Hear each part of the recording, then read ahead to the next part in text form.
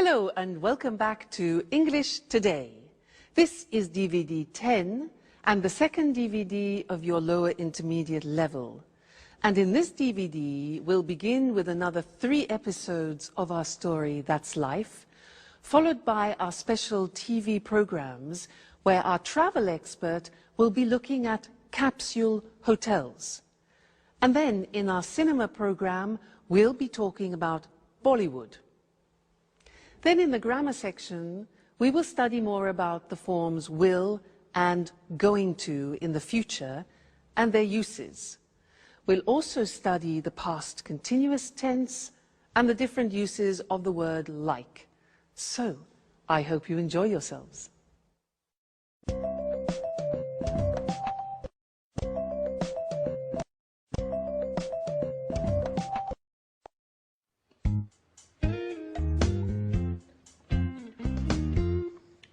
Alice, what are you going to do today?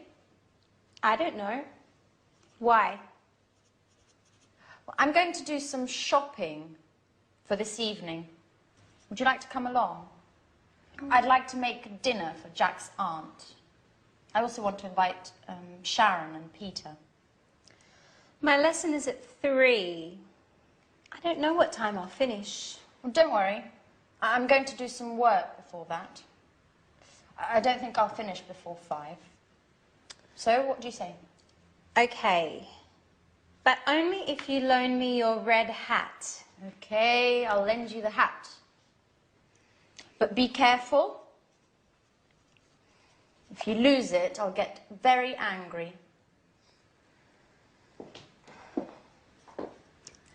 Good morning, everyone. Oh, good morning, Mrs. Andreini. What are you talking about? We're deciding what we're going to do today. How are you going to spend your day? I think I'll go for a walk in the city centre. Maybe do a little shopping. Oh, I think it's going to rain. Just look at those clouds. Hi, guys. Hi, Auntie. Morning. I'm on my way out. Jack, aren't you going to have breakfast? Oh, I can't, Auntie. I'm meeting a Japanese client. If I get there late, my boss will have a fit. You can't go on an empty stomach. Oh, don't worry. I'll have something to eat at lunch. Oh, wait, Jack. I'll come with you. So, we'll see each other at 5. Don't forget.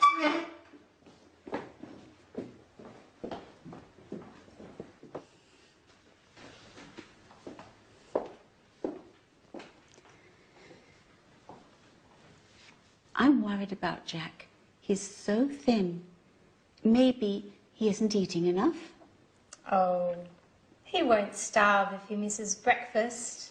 He seems so run down and so distracted. He's always thinking about something else. Maybe he's in love. Excuse me a moment. I'll get that.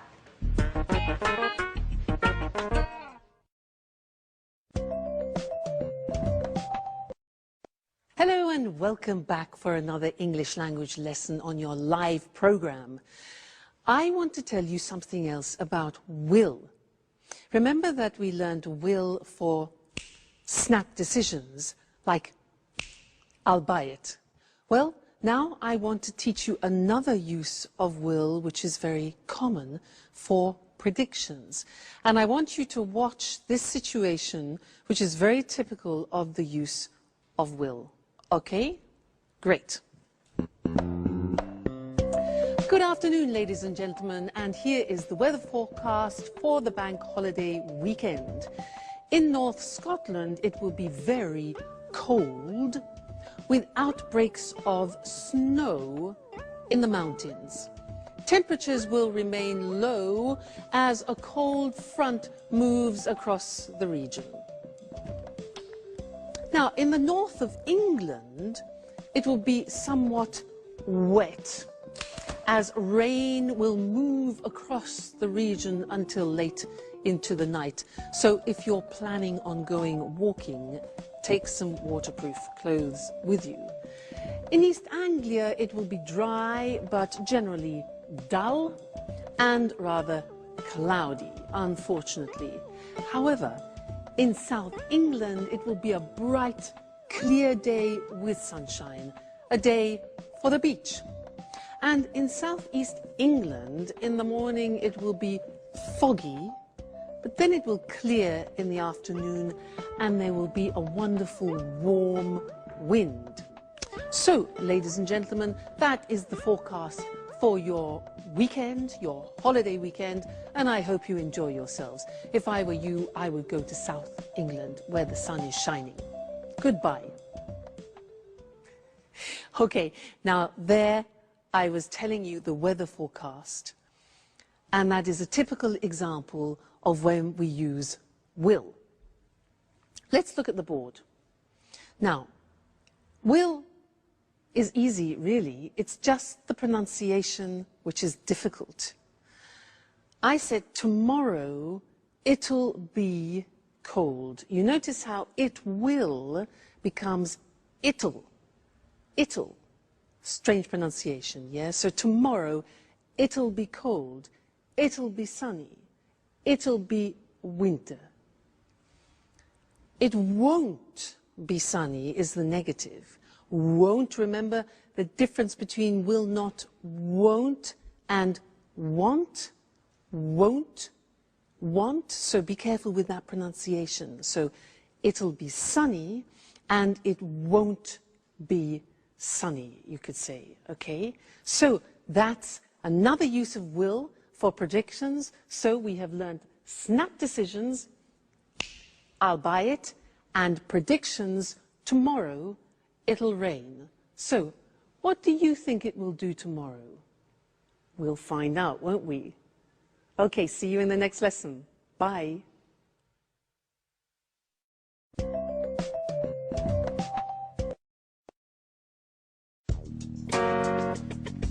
Sharon, this is Jack's Aunt Carolina. It's a pleasure to meet you. I'm Sharon Evans. I live next door. Another woman, and very pretty, I might add. Let me guess, you're Jack's friend too? Who knows why my nephew prefers female friends? Excuse me, I have to go. Sharon, why don't you stay? You can get to know each other better. Sharon, I'm a little worried about Jack. He's so distracted these days. Maybe there's something you know I don't. Me? I don't know anything, really. It's strange. I know his work is going very well. Maybe there's a woman in the picture? Listen, I'm very sorry. As I told you, I don't know anything about it. Now, I really must get going. Okay. What's the matter, Sharon? You look a little upset. I'm fine. Just a little tired, that's all. Listen, Sharon, you seem like such a nice girl. May I ask you a favor? Certainly. Go right ahead. You know I'm going to leave in a few days. When I leave, will you take care of Jack? It would make me feel so much better. Oh, well, I don't know. I don't know if I can do that. And why not? I'm not really the right person. And I'm also engaged to Peter. We live together. Engaged. That's strange. Why do you say that? Because love is joyful, my girl. And you seem, well, you seem so unhappy.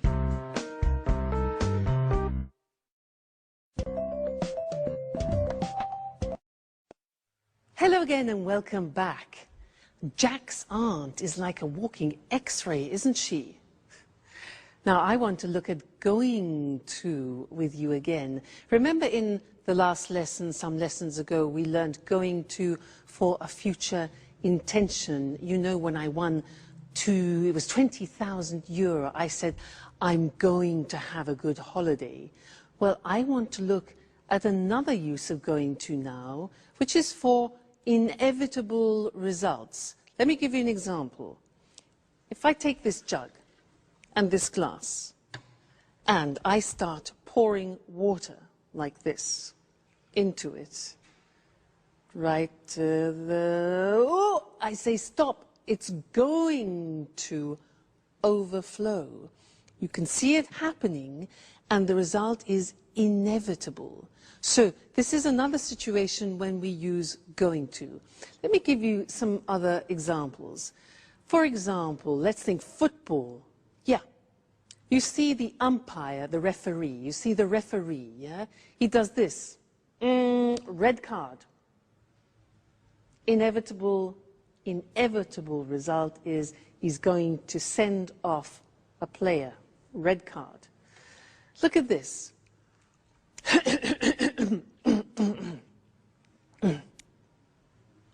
I'm going to make a speech. I'm clearing my throat. I'm preparing myself. The inevitable result is I'm going to make a speech. Okay, now this. My God, it's 4 o'clock. My train is at 4:15, and it takes me 20 minutes to get there by taxi. Oh no! Inevitable result. I'm going to miss my train. All right. One more example. Watch me.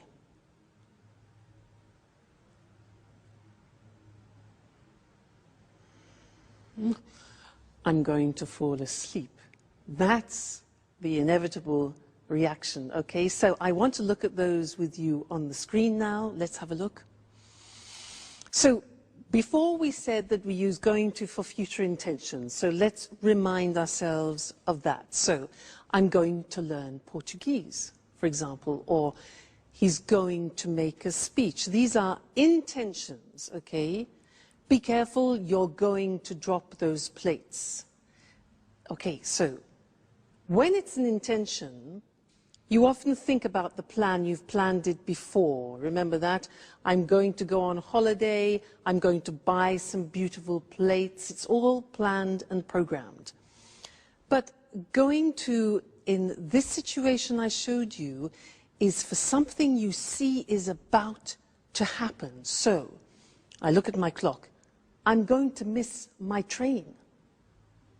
The referee's going to send him off the football pitch, for example. Be careful. You're going to lose the match in the football situation, for example. Okay? So these are all things that are going to happen. You see them, and it's inevitable. So you need to decide between the two situations, all right? Whether it's an intention or whether it's a predictable action or result. Now, an intention for you is you are going to be very good at English, okay? That's a future intention. Good. So that's going to, and I'll see you again in the next lesson. Bye.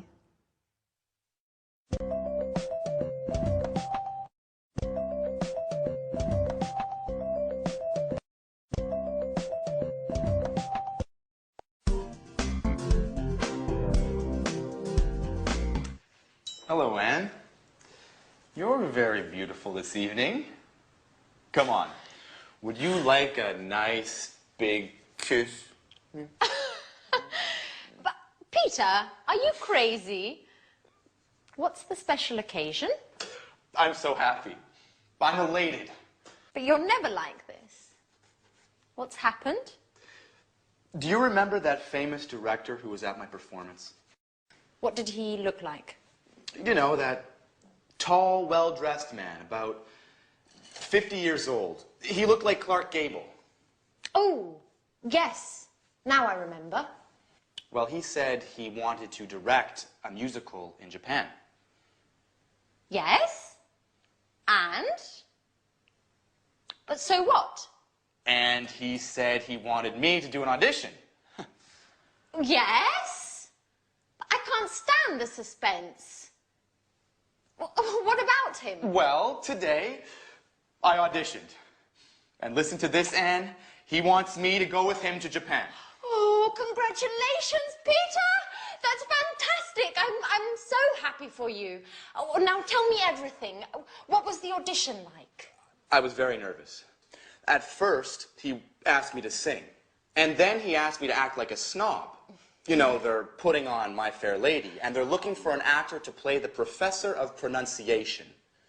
Remember, this professor transforms a simple flower girl into a high society star. Oh, wow! A leading role! You are perfect for the part. But you like wearing fancy scarves. You enjoy using a superior tone of voice. And are you going to move to Japan? Of course. I'm so excited about the idea of living there. I wonder what it will be like. What does Sharon think about all this? Well, she doesn't know yet. You know, she's so moody. I need to find the right words. Anyways, all I can think about now is celebrating. Do you want to go dancing? But you hate dancing, Peter. I know, but I want to be crazy tonight. Put on your best dress. I want you to look like Sophia Loren. Hey, what's happening here? You're kissing each other. Alice, now hold on. I'm leaving for Japan. For Japan? What are you going to do in Japan? I'm going to act in a great musical. My Fair Lady. That's amazing. And when are you going to leave? I don't really know yet. I think we're going to leave in 2 or 3 weeks, at the most. And what does Sharon think about this? Sharon? Sharon? All you want to know about is Sharon. I imagine she'll be very pleased to come with me. At any rate, it's time to party. We're going dancing. Would you like to join us? Dancing? Why aren't you always like this? Going to Japan is making you much more fun.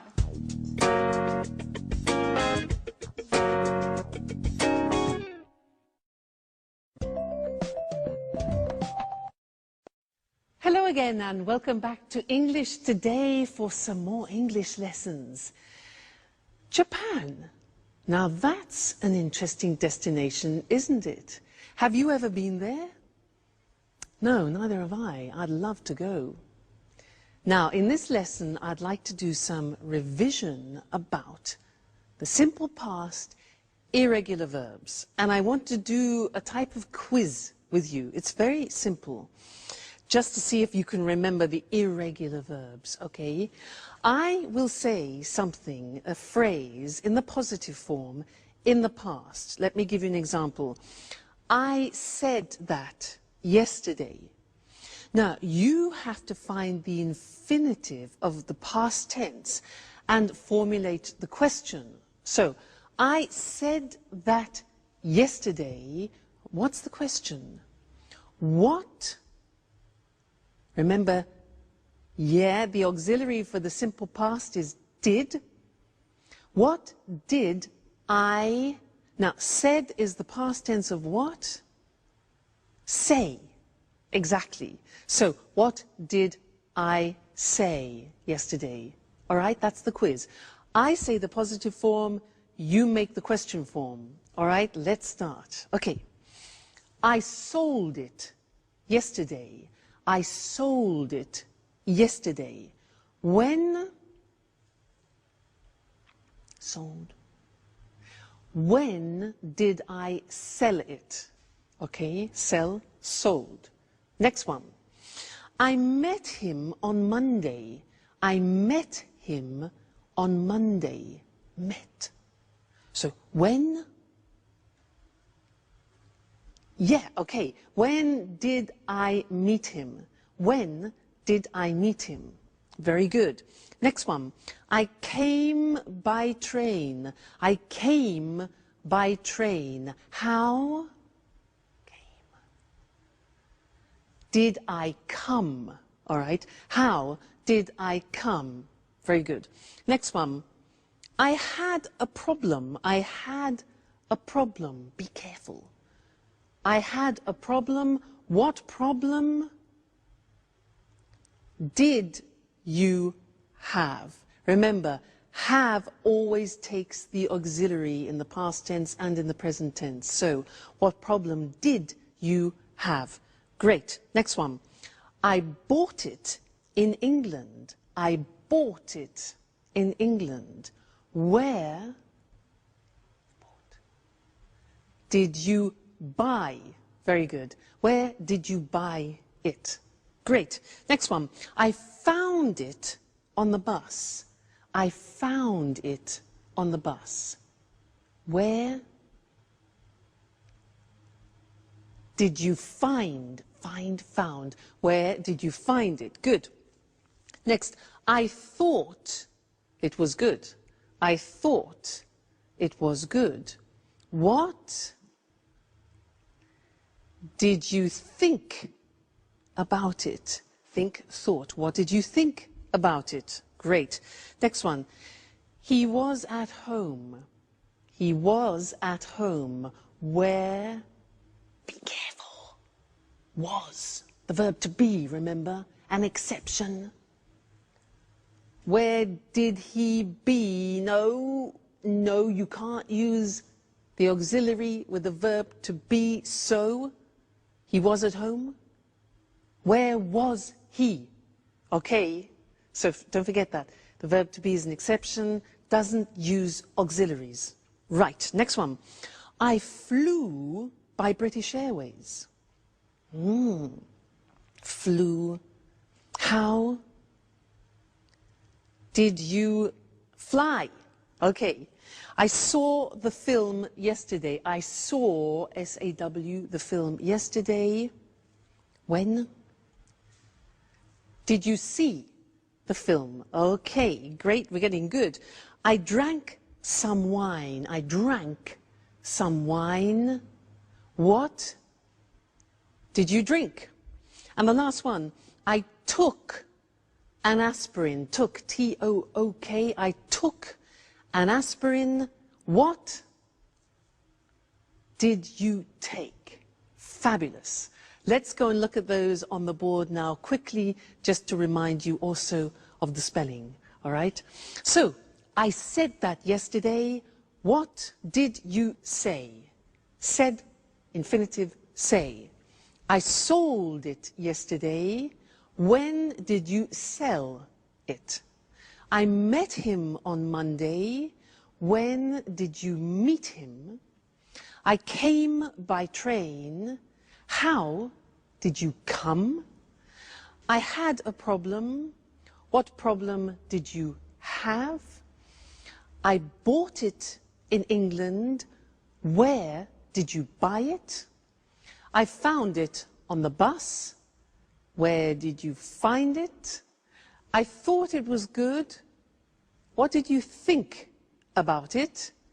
He was at home. Where was he? No auxiliary. I flew by British Airways. How did you fly? I saw the film yesterday. What did you see? I drank some wine. What did you drink? And I took an aspirin. What did you take? Great. You see, it's really just a question of practice. With the irregular past tense verbs, it's a question of memory and familiarizing yourselves with them. It will come with practice. Okay, great. So, see you in the next lesson. Bye.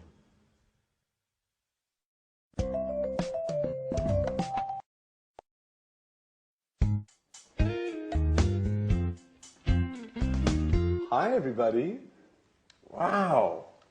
I'm really pleased to see everyone dressing up like this for me. Ha ha.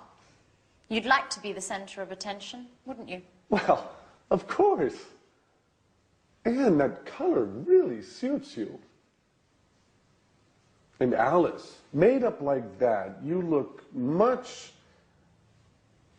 older. What's happening anyway? Why are you all so elegant? Did I forget something? No, Jack.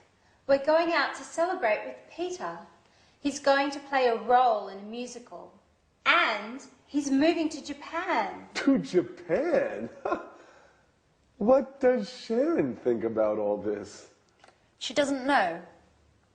Anyway, according to Peter, she'll be ecstatic about the idea of moving to Japan. Moving to Japan? What does Sharon have to do with Peter's musical anyway? Well, you know how it is, Jack. When two people are together, they make changes together. And anyway, why do you care if Peter and Sharon move to Japan? Oh, I don't care. But I really don't think that Sharon is going to be happy about moving to Japan. That's what you think. Well, of course, I could be wrong. In any case, it's useless to make guesses. Hey, Jack, do you want to come with us? Not really.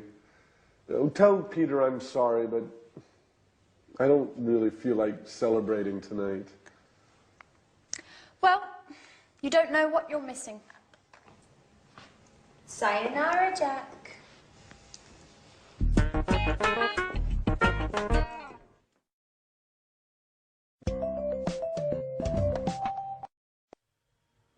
Sayonara. Do you know what that is in English? Well, it's hello, hi, howdy, how you doing, how's it going? Sayonara. In that episode, we heard 3 interesting uses of like. Now, Anne said, what did he look like? Peter said, I wonder what it'll be like.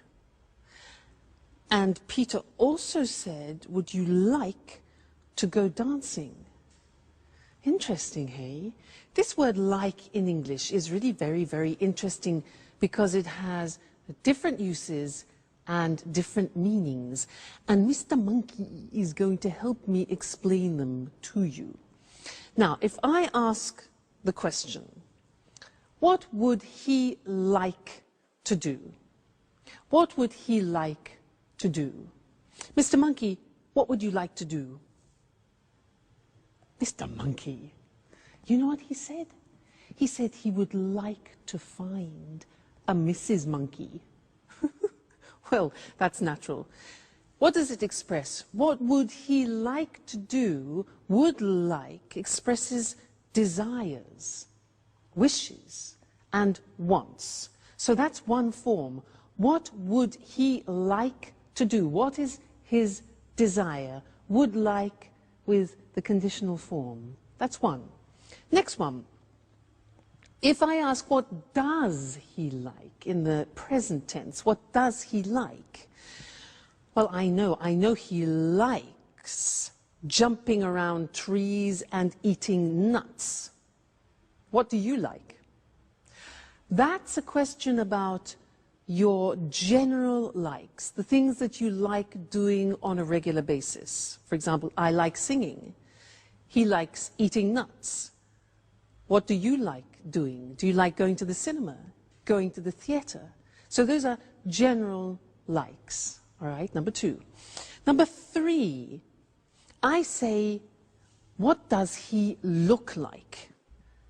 The answer to that question is, well, he's got blonde hair, he's got a squashy nose, and he's got short legs. Sorry, Mr. Monkey.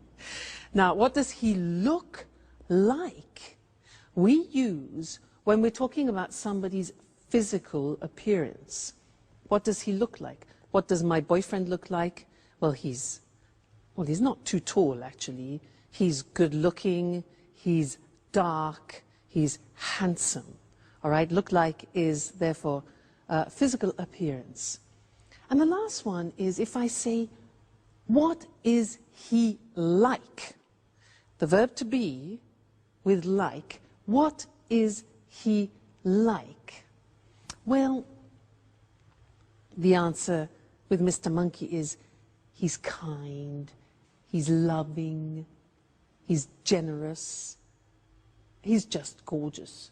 So what is he like is the general impression about something. So that's 4 different uses of like. Very, very interesting. Let's look at them together on the board to help you. So the first thing we said was talking about a specific request about something you desire or something you want. Okay, so what would he like to do? So would like. The answer could be, in his case, he'd like to have a long holiday in the sun. Yeah, and wouldn't you? All right. The next question was, what does he like? And this is for general likes, hobbies, for example. And the answer could be, well, he likes going to the theater and the cinema. He likes playing with other female monkeys. Okay. So, next question was, what does he look like? Now that's for physical appearance, remember? What does he look like? He's dark, he's handsome, that's my boyfriend. He's short and blonde, that's Mr. Monkey. And then the last one is, what is he like? The verb to be with like at the end for general personality and character. So what's he like? Well, he's easygoing, he's very generous, he's friendly, etc. I want to draw your attention to one more question in English, which is often confused by people who speak other languages. The question, how is he, means only one thing in English. How is he, like how are you, is asking about somebody's general state of health, about how they're feeling. So, how are you? I'm fine, thanks. How is he is not about his appearance or his character, but about how he feels. How is he? He's fine. Or, well, he's a bit tired. He's a bit stressed. Okay? So, very, very interesting word, that like. And listen out for it, for the different uses, because you'll find it very useful. Won't they, Mr. Monkey? Yeah. See you soon. Bye.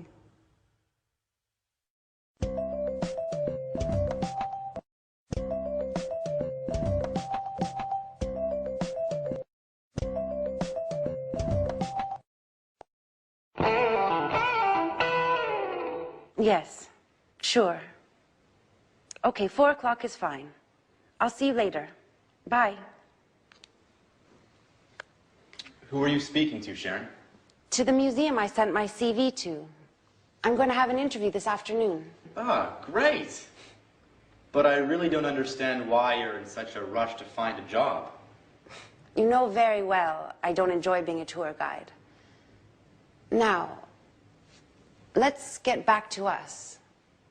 Where were you last night? You didn't get home until 3 in the morning. I was out with Anne and Alice. Listen, Sharon, I have to tell you something very important. What's the matter, Peter? Is something wrong? Well, not really wrong, but yesterday, remember when I was waiting for you outside the gym? You saw that director, didn't you? The one who wants to put on a musical in Japan? Yes, that's the one. Well, he asked me to audition. And? Well, we had a meeting, and the audition went very well. It's a shame you weren't there. I was fantastic. Let me tell you what happened. Firstly, when I arrived, they were rehearsing the first scene of My Fair Lady. A girl was selling flowers in the street, and people were passing by without noticing her. Two men were watching the scene, laughing all the while. Then I sat down because I didn't want to interrupt anything.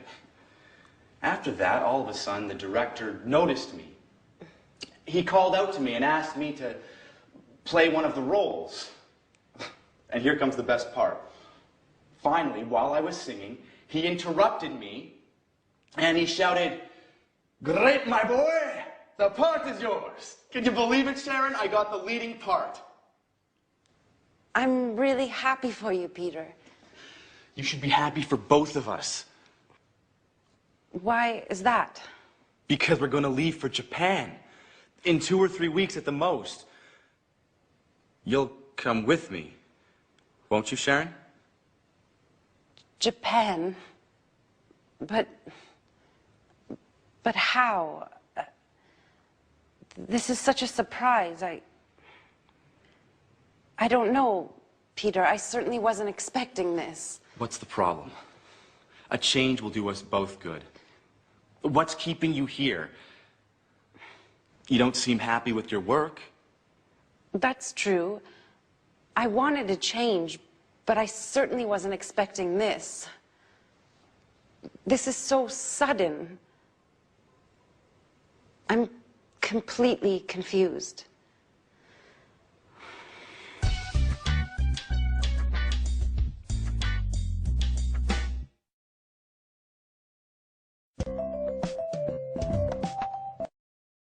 Hello again. Peter and Japan, or Jack and England? Sharon, the choice is yours. What would you choose? Now, there was something that Peter said in that episode which is interesting and that I'd like to teach you now. He said, while I was singing, he interrupted me and shouted, "The part is yours." While I was singing, he interrupted me. Now that is an example of the past continuous tense, which is what I'd like to look at with you now. And I want to give you some examples of that if you listen, using my friend, the alchemist. Now this is the alchemist. And he travels through many countries looking for magical potions to help people.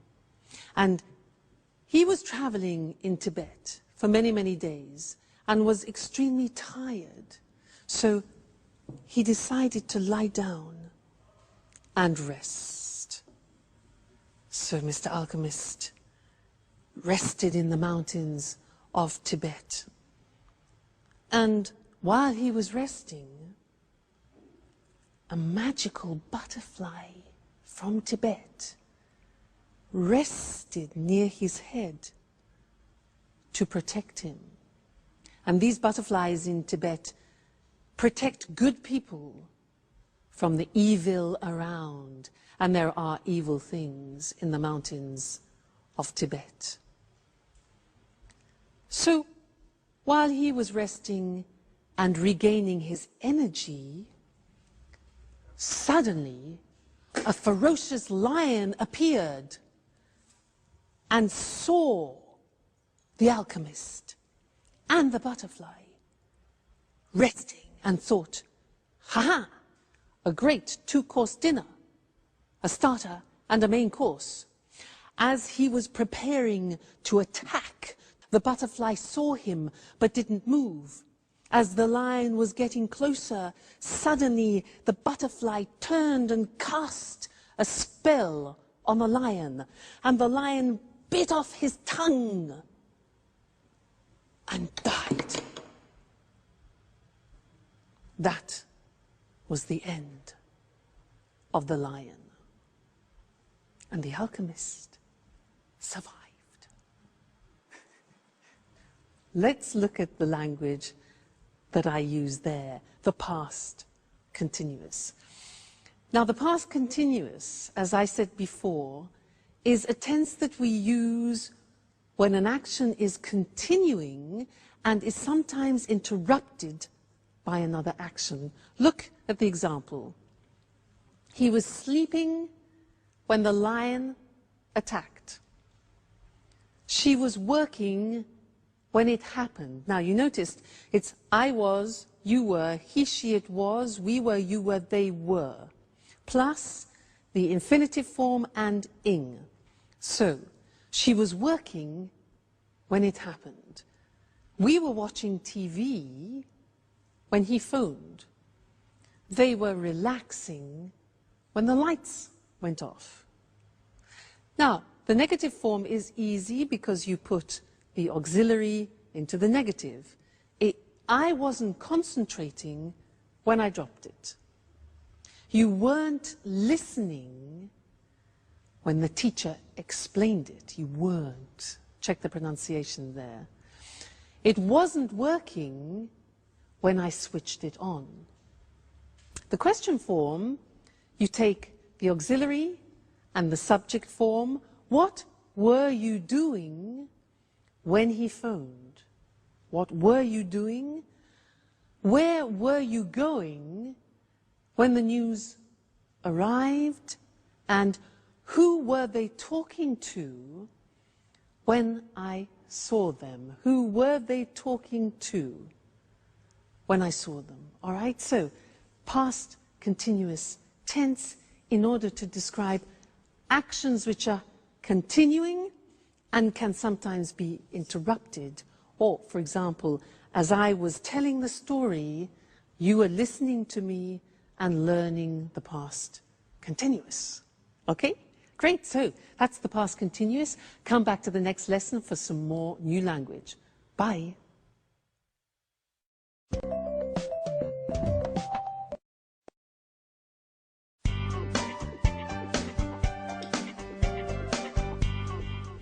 Hi, Anne.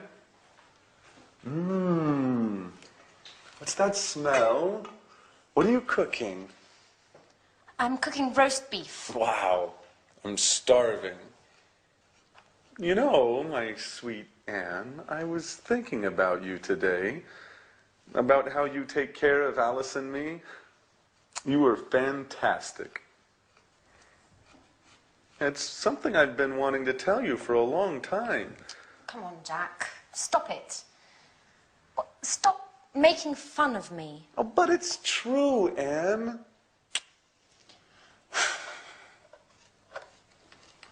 What's the matter?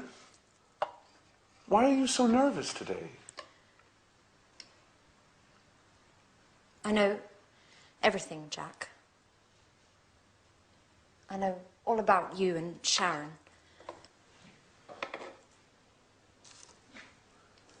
And what is it exactly that you know? That you had a relationship many years ago, and that maybe you are still in love with her. And how did you find this out?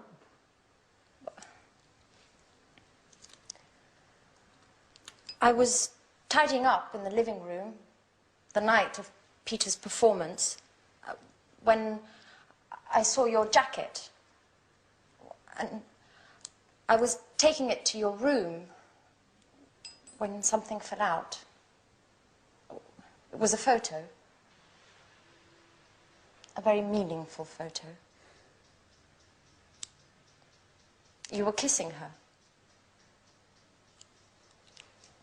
So I spoke to Sharon. And what did she say?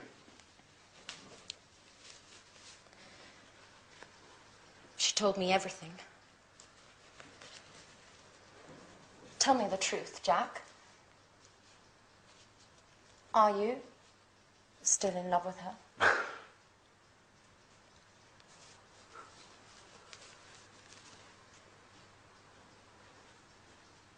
Well,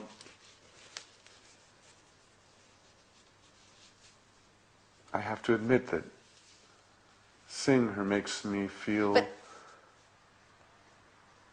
well, what about me, Jack? I thought there was something special between us. And there is, Anne. I care very much about you. But... Well, I thought we were just friends. Oh. Okay, Jack. I understand now. Wait, Anne, I didn't mean to hurt your feelings. Well, it doesn't matter, Jack. Just remember, Sharon is going to Japan.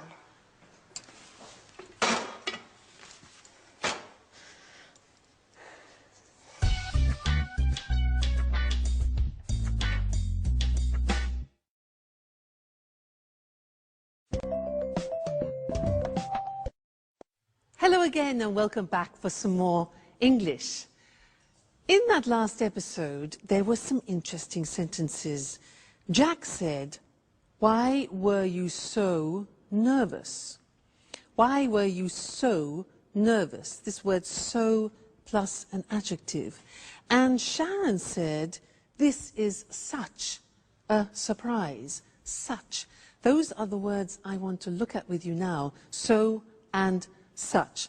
Now, I want to illustrate them by telling you something about a holiday that I went on. Listen to how I use them. Now, in front of me, I have some objects which I found when I went to Tibet. I had a fantastic holiday in Tibet. It was so interesting. And we visited the monasteries there, which was so huge and so beautiful. And inside the monasteries, we met some monks. Now, there aren't actually many monks left in the monasteries anymore, but they were very interesting and so special. And we saw this instrument. This here is an instrument. And look, if you can open it, it's so strange. Look at this. And it's so long. And it's actually so difficult to blow. I'll try. Listen.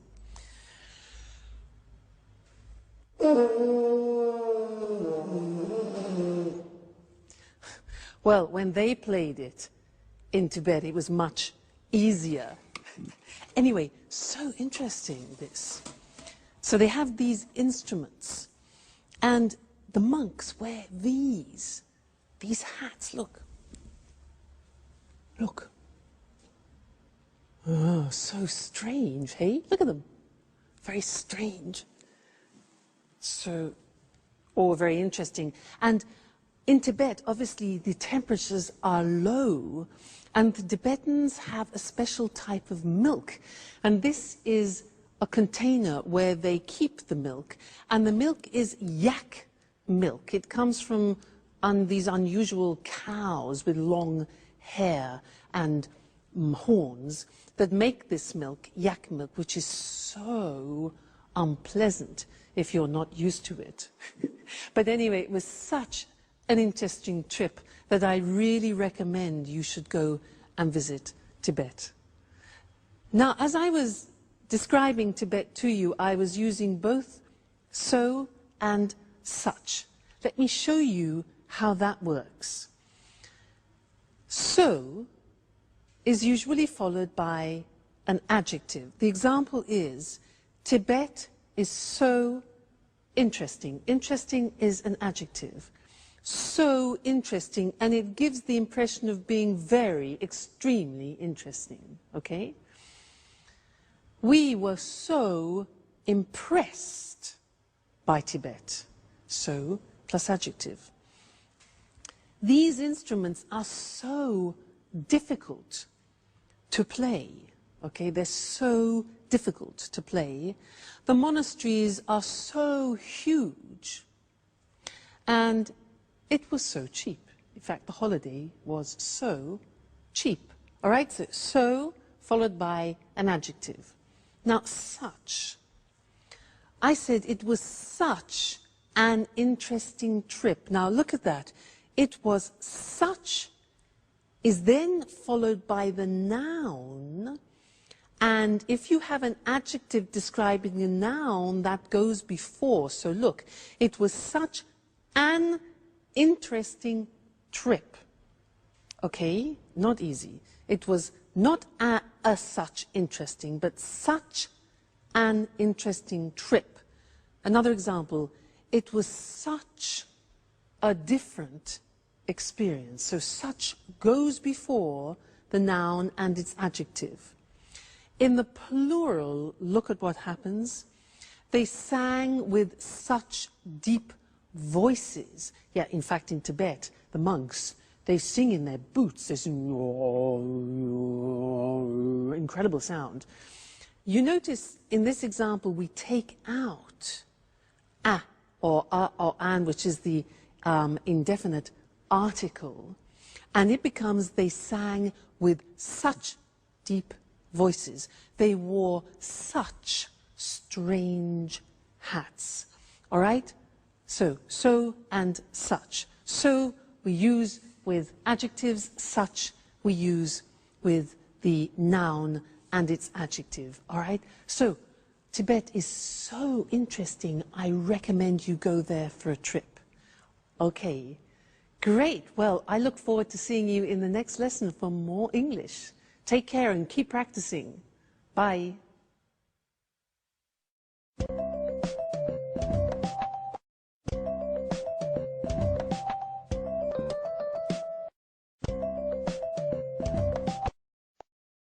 Good morning. Welcome to this week's edition of the Travel Programme, and welcome to Christine Oteng, our travel expert. Good morning, Lucy. Well, Christine, statistics from the International Tourist Office show that Japan is the in destination at the moment for holidays. That doesn't surprise me. Japan's a fascinating country. Yes, I'm sure it is, but tourists do worry about high prices in Japan. It's true, Japan can be expensive, but there are ways to save money. Visitors can save on accommodation, for example. What do you have in mind? Well, I'm thinking of capsule hotels. There are lots of them in Tokyo and in other Japanese cities. What on earth is a capsule hotel? It's a low-budget hotel. It doesn't have bedrooms. Instead, it has capsules. You sleep in a capsule. This is a plastic box, 2 meters long, 1 meter wide and 1 meter high. Incredible. It sounds like a coffin. Yes, but they're more comfortable than a coffin. There's everything you need. A bed, a control panel for the light and heating, or air conditioning, a small TV near your feet, a radio, and an alarm clock. Don't tell me there's a shower too. Yes, there is a shower, but not in the capsule, though. You share showers and toilet facilities with other guests. And how much does it cost? About €25 a night. Capsule hotels are really for office workers who miss their trains home at night, but tourists can sleep there too. Amazing. And only €25. Do you think that an idea like that could work in Europe? Absolutely. In fact, there's at least one capsule hotel already in London. Does it have capsules too? No, it doesn't. There are traditional rooms, but they're very small. They're about 7 square meters. Many of them don't have a window, and there isn't a wardrobe, just 2 coat hangers. You need to pay extra to watch TV and to have your room cleaned. But there is a double bed and an ensuite bathroom with a shower, toilet and wash basin. And how much does it cost in London? A room costs about €40 a night. But if there's a lot of demand, the room can cost more. You see, the hotel uses the concept of low-cost flights. And the earlier you book, the cheaper it is. So, if you book at the last minute, you pay more. That's it. Well, there are some interesting travel ideas there. If you're looking for a cheap place to stay in central London, you could try a capsule hotel. But remember to book early. On the other hand, if you're visiting Tokyo, why not spend a night in one of those capsules? It'll certainly be an unusual experience, and you'll save some money too. Thanks, Christine. It's a pleasure. Goodbye. And goodbye to all our travellers. See you next week.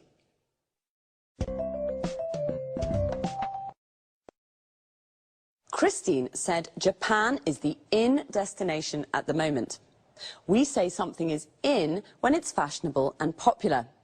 We can say green is in, or green is the in colour. This means that it's a popular colour at the moment. And did you know what a capsule hotel is? I didn't. It's a low-budget hotel with capsules instead of rooms. Low budget means it doesn't cost very much, so a low-budget hotel is cheap accommodation. Remember, accommodation is the place where you sleep. How much does it cost? This is the question you ask when you want to know the price of something. It costs about 25 euros a night. Notice we say the price of a hotel room, about 40 euros a night. We use about before the price to indicate that it isn't exact. It could cost a little more or a little less. And we say 40 euros a night. This means for one night. In London, the earlier you book a room, the cheaper it is. To book means to reserve. So you should book early. This means you should reserve the room as soon as you can, because if you book at the last minute, it's more expensive. At the last minute means very late, just before you leave. So now let's look at some hotel vocabulary. A double room is a room with a double bed, a bed for two people. A single room is a room with a single bed for one person. Usually in a hotel room, there's a wardrobe, the place where you put your clothes. An ensuite bathroom is a private bathroom for your use only. In low-budget hotels, you often have to share the showers and toilet with other guests. Guests are the people who stay in a hotel. To share means that it's not only for you. When it's cold, you use the heating to make a room warm. In summer, when it's hot, you use the air conditioning to make a room cool. That's all for this time. Take care and see you next week.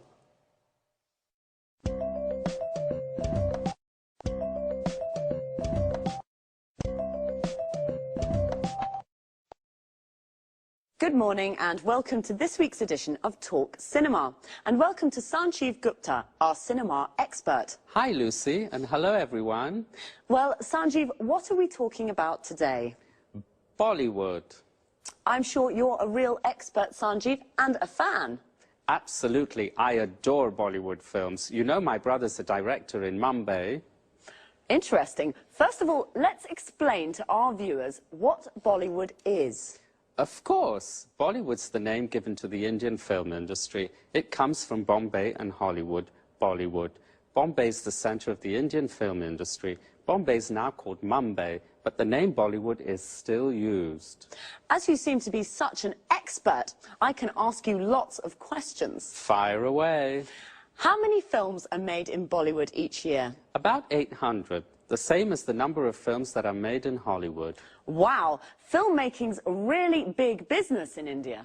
That's right. Did you know that 14 million people in India go to the cinema every day?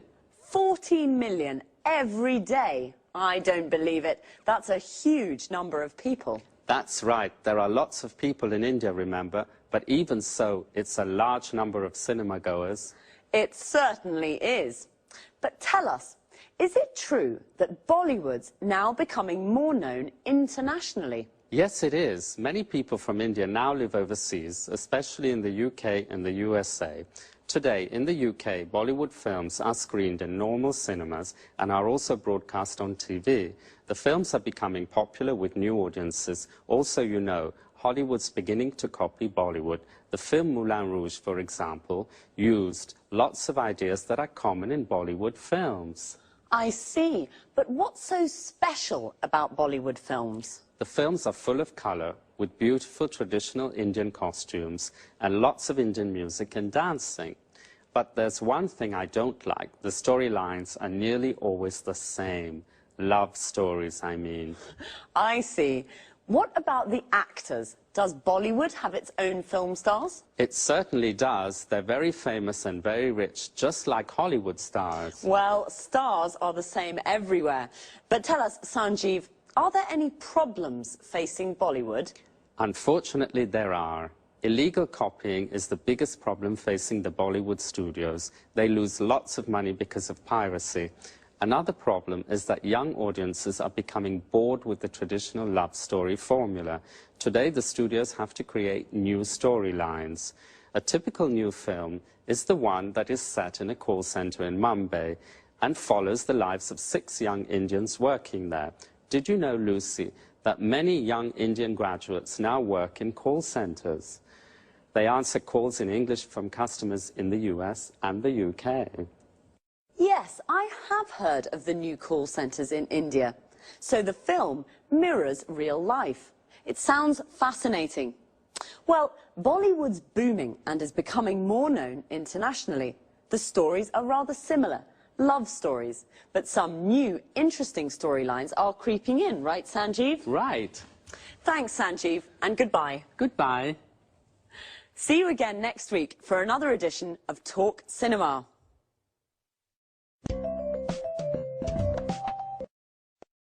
So, Bollywood is booming. We say something is booming when it is growing quickly and becoming successful.